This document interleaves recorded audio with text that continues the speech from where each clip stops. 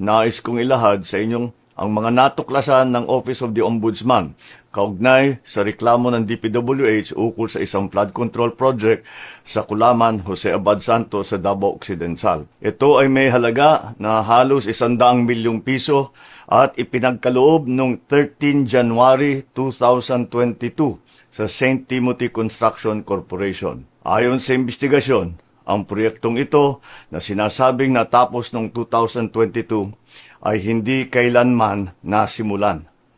Sa inspeksyon ng CIDG noong 25 September 2025, natukoy na walang anumang konstruksyon sa lugar na yon. Kinumpirma ng mga indigenous peoples at barangay officials sa kanilang joint affidavit na walang naganap na implementasyon ng proyekto. Natuklasan ng Ombudsman yung mga isinumiting final billing, certificate of completion at inspection reports ay palsipikado o hindi tumutugma sa aktwal na kalagayan ng proyekto. Maging mga video at larawan na hinarap ng respondent ay walang timestamp at hindi mabalidate na tumutukoy sa proyektong ito. May mga private at public na individual na pinangalanan sa reklamo na kinabibilangan ng sa St. Timothy, si Cesara Rowena C. Discaya at Maria Roma Angeline D. Rimando. Meron pang iba, mga ibang nasa ahensya ng DPWH na nasama rin sa kasong ito.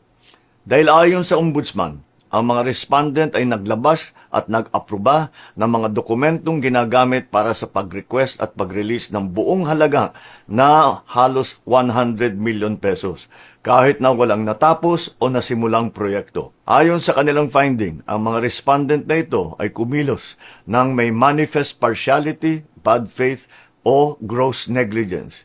Nagdulot sila ng undue injury sa gobyerno at nagbigay ng unwarranted benefit sa kontraktor. At may pakikialam ang ilang private respondents sa nangyaring sabwatan. Nagrekomenda ng Ombudsman na magsampa ng kaso para sa malversation through falsification at paglabag ng RA 3019 Section 3E. Ang malversation ay non-bailable. Mabigat ito dahil hindi nila mababayaran ang kanilang paglaya. Pag naisampa na ang mga kasong ito sa korte, ang susunod na hakbang ng judiciary ay ang paglabas ng arrest warrant para sa mga pinangalanang individual. I have directed DILG and the PNP to ensure that they know the whereabouts of Discaya at nung iba pa para paglabas ng arrest warrant ay maareston sila kaagad. Umpisa pa lang ito. Marami pa tayong ipapakulong at marami pang magpapasko sa kulungan.